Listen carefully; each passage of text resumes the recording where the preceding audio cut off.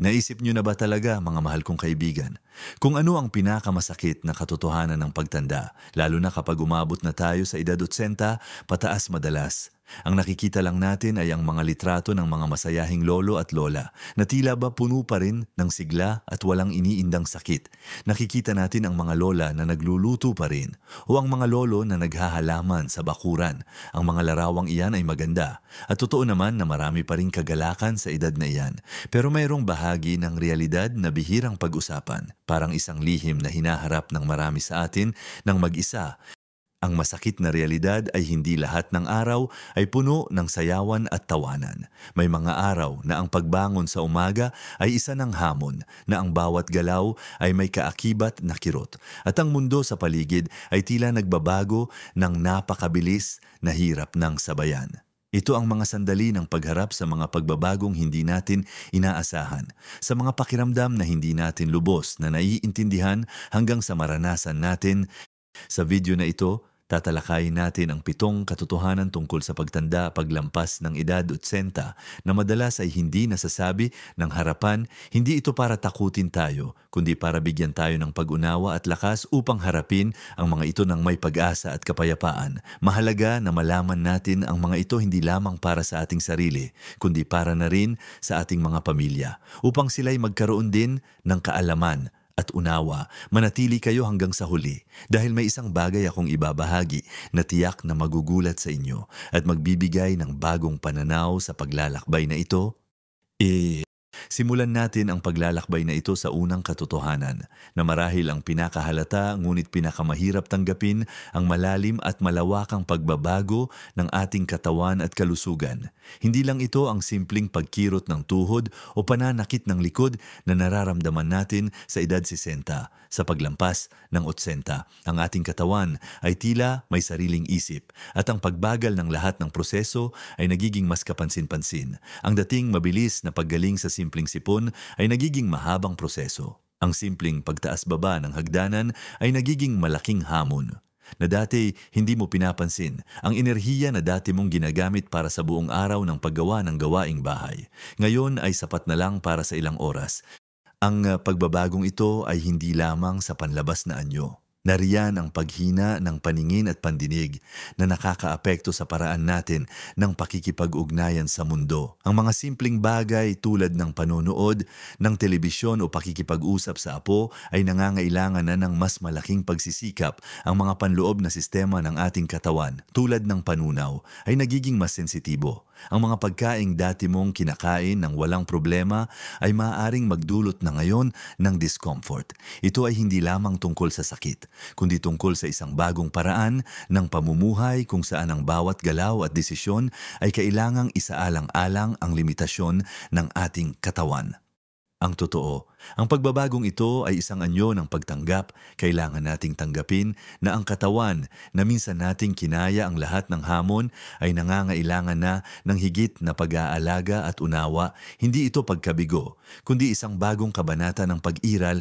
Ang pagtanggap ay nagbibigay sa atin ng kapayapaan upang ayusin ang ating pamumuhay ayon sa bagong realidad. Halimbawa, kung dati ay mahilig kang maglakad ng malayo, ngayon ay maaaring mas gusto mong magpahinga ng mas madalas o gumamit ng tulong tulad ng tungkod. Mahalaga ang regular na pagkonsulta sa doktor. Hindi lamang kapag may nararamdaman, kundi para sa regular na check-up upang matugunan agad ang anumang posibleng problema. Ang pagkakaroon ng sapat na pahinga, ang pagpili ng mga pagkain na madaling tunawin at masustansya, at ang paggawa ng mga ehersisyo na angkop sa iyong kalagayan, tulad ng light stretching o paglalakad sa loob ng bahay, ay malaking tulong. Ang pagiging malambing sa sarili ay susi rito. At unawain na ang mga araw ng pagkakaroon ng kumpletong lakas ay hindi na pareho. Ngayon, dumako tayo sa ikalawang katotohanan na may kaugnayan sa naunang pagbabago sa katawan, ang pagliit ng ating mundo. Habang ang ating katawan ay humihina at ang ating paggalaw ay nagiging limitado, natural lang na ang ating mundo ay lumiliit din. Ang dating madalas na pagbisita sa mga kaibigan, ang pagpunta sa simbahan o sa palengke ng mag-isa ay maaring hindi na kasing dali. Ang bilog ng iyong social life ay unti-unting lumiliit, hindi lamang dahil sa pisikal na limitasyon, kundi dahil din sa pagpanaw ng mga kasamahan at kaibigan na kasabay mong lumaki. Ito ay isang uri ng pagkawala na hindi pisikal, kundi sa damdamin at sa ugnayan sa ating kulturang Pilipino. Ang ugnayan sa kapwa ay napakahalaga. Lumaki tayo sa mga kapitbahay na itinuturing na pamilya, sa mga barkada na kasama sa ligaya at lungkot. Ngunit sa pagtanda, lalo na sa paglampas ng 80, ang bilog na ito ay unti-unting nawawala. Ang mga kaibigan mo sa kabataan, ang mga kasama mo sa trabaho, ang mga kamag-anak na kasama mo sa maraming pagdiriwang ay maaaring isa-isang lumisan. Ang pakiramdam ng kalungkutan at pag-iisa ay maaaring maging mas matindi. Kung dati ay abala ka sa pakikisalamuha sa maraming tao, ngayon ay mas marami kang oras na nag-iisa.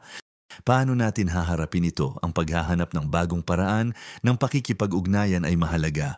Kung hindi na kayang lumabas, maaaring maghanap ng paraan para manatiling konektado sa pamamagitan ng telepono o video call sa mga mahal sa buhay. Mahalaga rin ang aktibong partisipasyon sa pamilya, kahit sa simpleng pakikinig sa mga kwento ng apo o pagbibigay ng payo sa mga anak.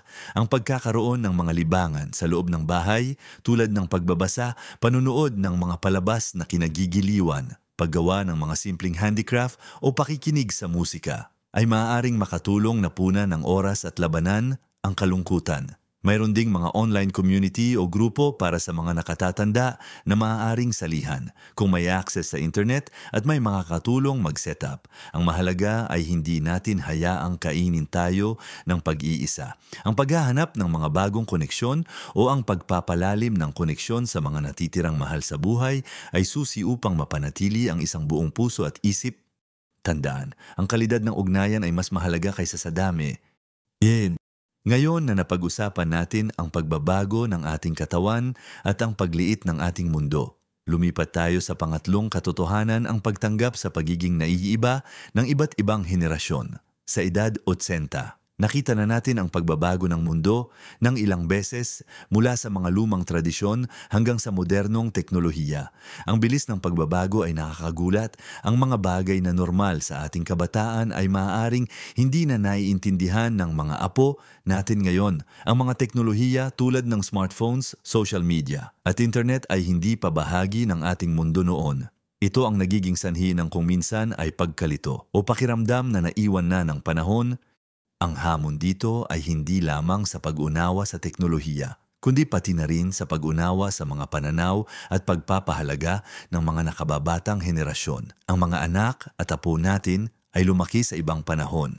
May ibang mga karanasan at may ibang mga prioridad. Kung minsan, ang mga pagkakaiba sa pananaw ay maaaring maging sanhi ng hindi pagkakaintindihan o pagkadismaya. Maaaring hindi nila lubos na maintindihan ang mga pinagdaanan natin, ang mga sakripisyo at ang mga halaga na itinuro sa atin. Sa kabilang banda, baka hirap din tayong intindihin kung bakit sila ganito. Bakit ganito ang gusto nilang gawin o bakit iba ang kanilang prioridad. Ang mahalaga ay ang pagyayakap sa pagkakaiba. Hindi ang paglaban dito. Subukan nating maging bukas ang isip at puso. Magtanong tayo, makinig, at subukang unawain ang kanilang mundo. Hindi natin kailangang sumang-ayon sa lahat ng bagay. Pero ang pagpapakita ng respeto at pag-unawa ay malaking tulong upang mapanatili ang matibay na ugnayan sa pamilya. Halimbawa, kung nahihirapan kang gumamit ng cellphone, huwag mag-atubiling humingi ng tulong sa apo mo. Maaari itong maging isang pagkakataon para magkaroon kayo ng bonding. Ang pagbabahagi ng ating mga karanasan at karunungan sa kanila ay mahalaga rin. Ngunit dapat itong gawin ng may pagmamahal at pag-unawa. Hindi sa paraan ng pangangaral o pagpapataw.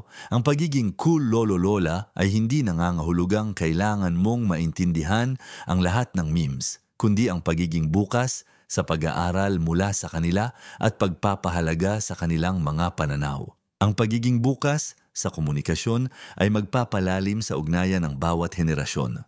Ngayon, dumako tayo sa ika-4 na katotohanan na may malaking kinalaman sa pamilya, ang pagharap sa realidad ng pagiging pasanin o alalahanin ng iyong pamilya. Ito ay isang bagay na kinatatakutan ng marami sa atin bilang mga Pilipino. Malalim ang pagpapahalaga natin sa ating kalayaan at kakayahang mag-isa. Ang ideya na kailangan na natin ng tulong sa simpleng bagay tulad ng pagligo, pagbibihis o kahit pagkuha ng gamot ay masakit tanggapin.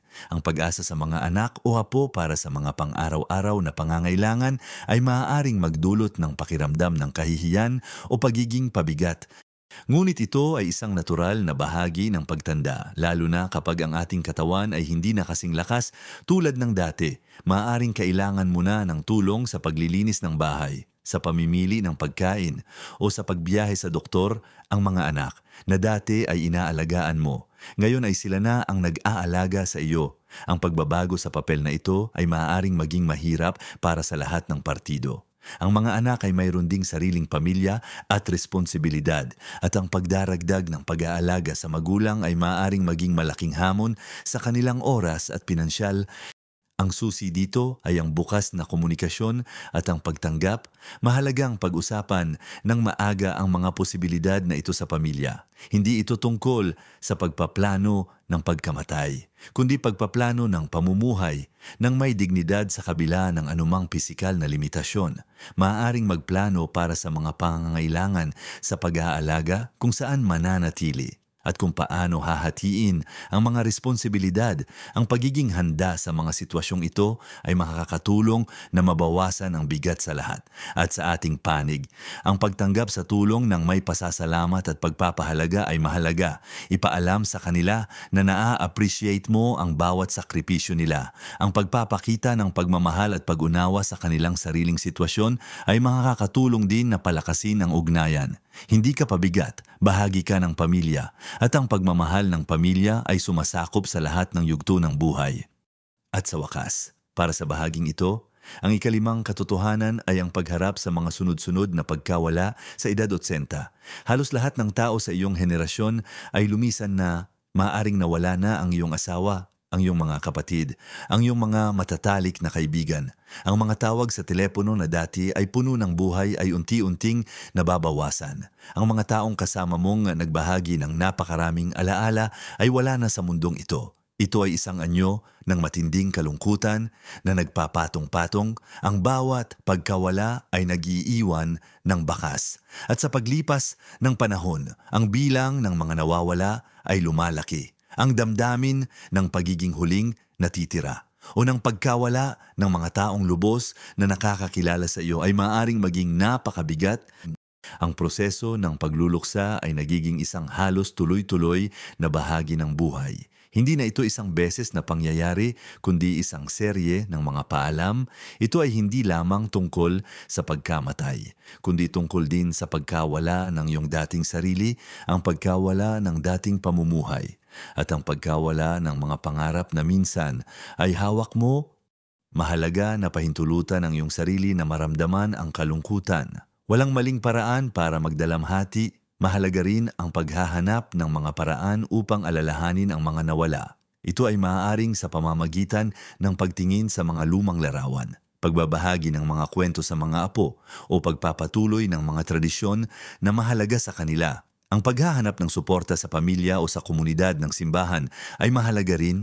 Ang pagdarasal at pananampalataya ay nagiging matibay na haligi para sa marami sa atin sa oras na ito. Ang pagtanggap na ang buhay ay may katapusan, at ang pagpapatuloy ng pagmamahal sa mga nawala sa pamamagitan ng mga alaala ay isang paraan upang magkaroon ng kapayapaan sa gitna ng kalungkutan. Ang pagiging naroroon para sa isa't isa, ang pagbabahagi ng mga alaala ay ang pinakamainam na paraan upang ipagdiwang ang buhay ng mga nawala at palakasin ang ating sarili. Tadya. Ngayon, ating talakayin ang ika-6 na katotohanan na malalim at personal ang pagbabago sa sariling pagkakakilanlan sa buong buhay natin. Ang ating pagkakakilanlan ay madalas na nakakabit sa ating mga tungkulin bilang isang magulang, isang profesional, isang kaibigan, isang miyembro ng komunidad. Ngunit paglampas ng 80, ang mga tungkuling ito ay maaaring magbago ng malaki o tuluyang mawala. Ang dating ikinagagalak mong pagluluto para sa buong pamilya ay maaaring hindi na kayang gawin. Ang pagtatrabaho na nagbigay sa iyo ng layunin at karangalan ay matagal nang natapos. Ang mga aktibidad na nagbigay ng kagalakan at pagkakakilanlan ay maaaring mahirap na o imposible nang gawin. Kapag ang mga tungkuling ito ay nagbago o nawala, sino ka nga ba maaaring magsimulang magtanong ang isa sa sarili kung ano pa ang saysay niya o kung ano pa ang kanyang halaga? Ang pakiramdam ng pagiging walang silbi o hindi na importante ay maaaring sumulpot. Ito ay isang pakiramdam ng pagkawala ng layunin. na nakakatakot dahil ang pagkakakilanlan natin ay napakalalim na nakaukit sa ating ginagawa at sa ating naging kontribusyon sa mundo. Ito ay hindi lamang tungkol sa paggawa ng mga pisikal na bagay, kundi tungkol sa pagiging sino ka at kung ano ang ibig sabihin nito para sa iyo. Ang pagbabagong ito ay maaaring maging sanhi ng kalungkutan, pagkabigo o kahit depresyon. Ang paghahanap ng bagong layunin, kahit na maliit, ay mahalaga sa yugtong ito ng buhay. Paano natin haharapin ito? Ang paghahanap ng bagong layunin ay hindi nangangahulugang kailangan mong magsimula ng bagong karera o maging aktibo sa mga malalaking proyekto. Ang bagong layunin ay maaaring simple lang, tulad ng pagiging tagapagkwento ng kasaysayan ng pamilya sa iyong mga apo, o pagiging isang mapagmahal na tagapakinig sa mga problema ng iyong mga anak. Maaari itong maging paghahanap ng kapayapaan sa pagmumuni-muni o pagpapalalim ng iyong pananampalataya, ang pagtuturo ng mga simpleng kasanayan tulad ng pagbuburda o paggawa ng simpleng pagkain ay maaari ring magbigay ng pakiramdam ng halaga. Ang mahalaga ay ang pagkilala na ang iyong halaga ay hindi nakasalalay sa kung ano ang kaya mong gawin, kundi sa kung sino ka bilang isang tao, isang nilalang na may karanasan, karunungan at pagmamahal. Ang iyong halaga ay nasa iyong presensya, sa iyong pagmamahal at sa iyong pagiging inspirasyon sa mga susunod na henerasyon. Ang pagtanggap sa bagong pagkakakilanlan na hindi na nakasentro sa paggawa kundi sa pagiging ay nagbibigay ng kapayapaan. At sa wakas, dumating tayo sa ikapitong katotohanan na madalas ay hindi pinag-uusapan sa hapagkainan ngunit laging naroon sa likod ng ating isipan ang paghahanda para sa katapusan. Sa edad 80, ang kamatayan ay hindi na isang malayong posibilidad kundi isang lumalapit na realidad. Marami na sa ating mga kasamahan ang nauna na ang pag-iisip tungkol sa sariling kamatayan, kung paano ito mangyayari, kung ano ang mangyayari pagkatapos, at kung paano ihanda ang pamilya, ay nagiging mas madalas. Ito ay maaaring maging sanhi ng takot, pagkabalisa, o pag-aalala tungkol sa mga bagay na hindi pa tapos.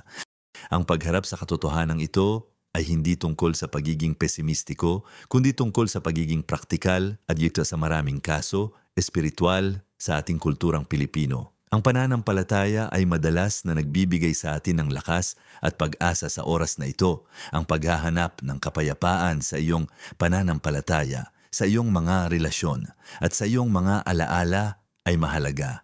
Maaaring ito ang oras upang ayusin ang mga hindi pagkakaunawaan. Ipahayag ang pagmamahal sa mga mahal sa buhay at magbigay ng kapatawaran sa mga nagkasala sa iyo. At sa iyong sarili, ang pag-aayos ng mga huling habilin. Kung mayroon man, ay isang praktikal na paraan upang mabawasan ang pasanin sa pamilya at matiyak na ang iyong mga kagustuhan ay masusunod. Ito ay isang akto ng pagmamahal sa mga maiiwan mo. Ang paghahanda para sa katapusan ay hindi lamang tungkol sa kamatayan. Ito ay tungkol sa pamumuhay ng natitirang panahon ng may kabuluhan at kapayapaan. Ito ay tungkol sa pagpapahalaga sa bawat araw. Sa bawat ngiti ng apo, sa bawat sikat ng araw, ito ay tungkol sa pagbibigay ng pasasalamat sa mga karanasan, sa mga pagmamahal, at sa lahat ng aral na ibinigay sa iyo ng buhay. Ang pagiging handa sa kamatayan ay nagpapalaya sa atin upang mamuhay ng walang takot, ng may buong pag-asa at pagtitiwala sa kalooban ng Diyos. Ang pakikipag-usap sa isang pari, pastor o sinumang may alam sa espiritual na aspeto ay maaaring magbigay ng malaking ginhawa at pag-unawa. Ang pagharap sa katotohanan ito ng may pananampalataya at pag-asa ay magdadala ng kapayapaan na walang kapantay. Tandaan, hindi ka nag-iisa sa pagharap sa katotohanan ito. Ito ay isang paglalakbay na dinadaanan ng bawat isa sa atin. Sa ating paglalakbay sa 7 katotohanan ng pagtanda paglampas ng 80 mula sa pagbabago ng ating katawan, ang pagliit ng ating mundo, ang pagtanggap sa pagkakaiba ng henerasyon, ang pagharap sa pagiging alalahanin ng pamilya, ang sunod-sunod na pagkawala ng mga mahal sa buhay, ang pagbabago sa sariling pagkakakilanlan, hanggang sa paghahanda para sa katapusan, sana ay nagkaroon tayo ng mas malalim na pag-unawa at kapanatagan. Ang mga katotohanan ito ay maaaring masakit harapin. Ngunit ang pagtanggap at pag-unawa sa mga ito ay ang unang hakbang tungo sa paghahanap ng kapayapaan at kagalakan sa yugtong ito ng buhay. Tandaan po ninyo, hindi kayo nag-iisa sa pagharap sa mga ito. Marami sa atin ang dumadaan sa parehong mga hamon at damdamin. Ang mahalaga ay ang pagpili na mamuhay ng may pag-asa at pagmamahal sa bawat araw. Ang maliliit na pagbabago sa ating pananaw at kilos ay maaaring magdulot ng malaking kaibahan sa ating kalusugan at kaligayahan. Yakapin ang bawat sandali. Pahalagahan ang bawat ugnayan at maghanap ng kapayapaan sa iyong puso. Ang iyong karanasan at karunungan ay mahalaga. At patuloy itong nagbibigay inspirasyon sa mga nakababata. Gustong-gusto kong marinig ang inyong mga saloobin at karanasan. Ibahagi ninyo po sa comment section kung ano ang pinakamahirap o pinakakahangahangang bahagi ng inyong paglalakbay sa edad na ito. Ang inyong mga kwento ay maaaring maging ilaw at gabay para sa iba. Kung nagustuhan nyo po ang video na ito at naramdaman ninyong nakatulong ito, paki-like po at mag-subscribe sa channel na ito para sa mas marami pang makabuluhang nilalaman na idinisenyo para sa inyo. Maraming salamat sa inyong panunood at pakikinig. Tandaan po natin, ang buhay ay isang regalo sa bawat edad. Patuloy tayong mamuhay ng buo, puno ng pagmamahal at kapayapaan, mabuhay ng pinakamaganda sa bawat edad.